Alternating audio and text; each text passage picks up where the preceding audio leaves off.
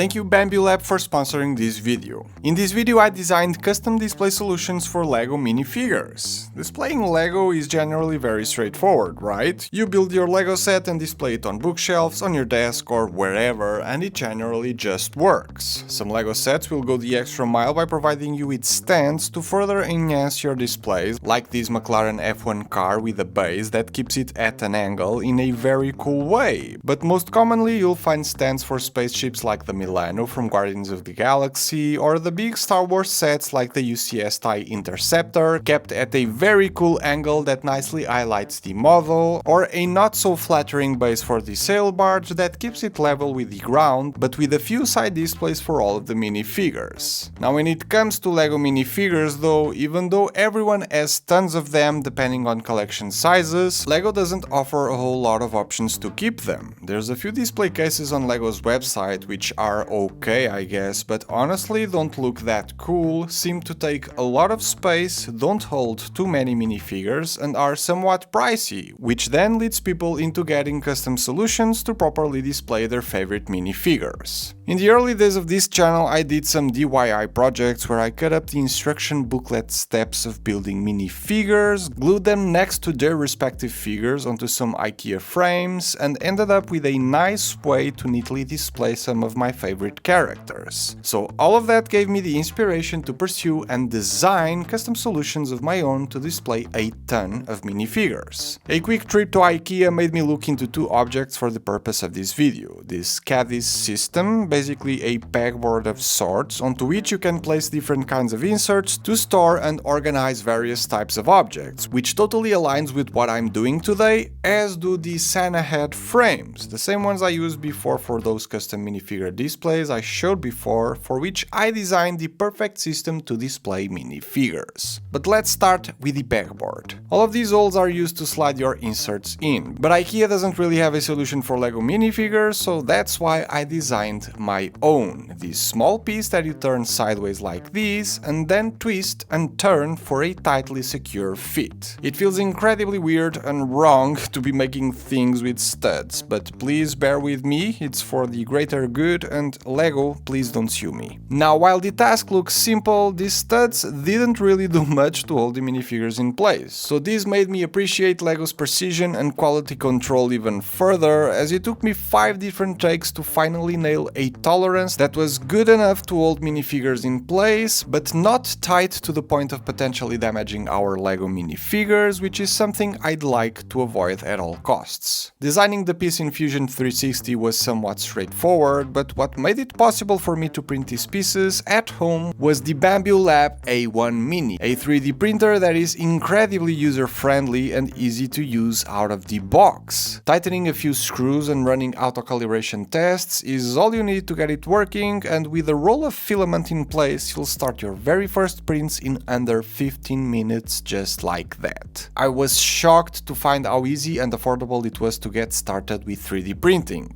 The print bed size is perfect to tackle small projects like the minifigure holder piece, and you can print a lot of them at the same time, relatively quickly I may add.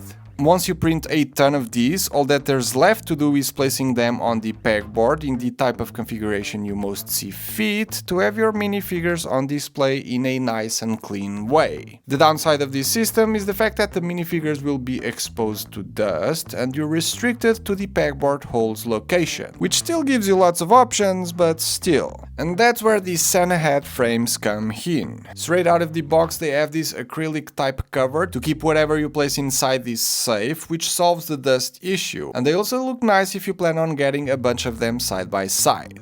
As for placing minifigures inside, I wanted a customizable solution that people could use to adjust to their needs, and studs are more often than not always the answer for us LEGO fans. The frames look the perfect size for LEGO base plates, but when placing a regular 32 by 32 studs one in there, it doesn't quite fit. Lucky me, or this video would have been a lot shorter.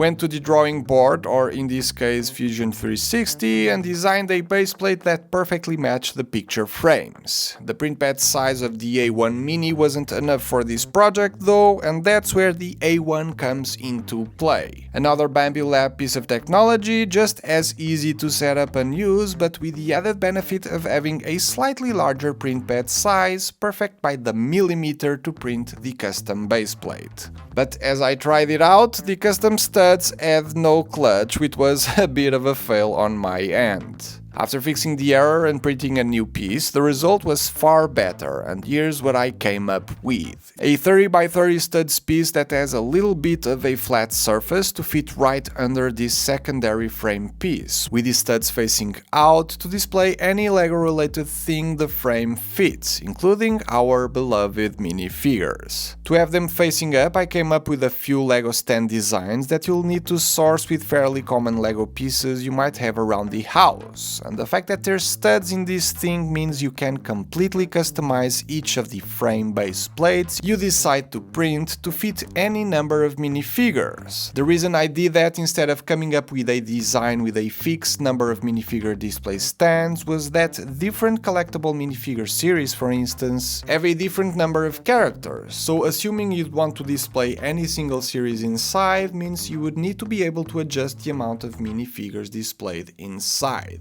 This fixes that. You don't need to stick to white though, the sunhead frames come in different colors, and as for the base plate you can totally choose to print it in other colors if you feel like it. Maybe black is better suited for your Star Wars minifigures, or if you're a fan of Formula 1, the frames are deep enough to fit the LEGO F1 cars inside, which makes for a really nice way of displaying them, right? I love this, I love how 3D printing has come so far, and these projects are barely scratching the surface of what these things can do. I've done the perfect LEGO sorting system with them, a tray to keep LEGO organized while building LEGO sets, and a LEGO ruler, making great use of the AMS attachments you can hook up with either of the printers for multicolored prints, which is kind of insane, right? Here's a LEGO logo I printed using it, or a Uno box to replace the ripped paper box I had. All of my projects can be found on Maker World for free, and using the phone app you can start printing any of them at the push of a button, as all the settings are all automatically dialed in for you. I've been having way too much fun with 3D printing, and it's never been easier and affordable to get started into this amazing hobby. The A1 Mini, for instance, retails for just $200, cheaper than most adult LEGO sets these days. So if you're seriously considering getting into this, Bambu Lab is my absolute top recommendation for you. Links to check out Bambu Lab products and my 3D printing LEGO projects can be found down below. Thanks for watching, and I'll see you all on the next one.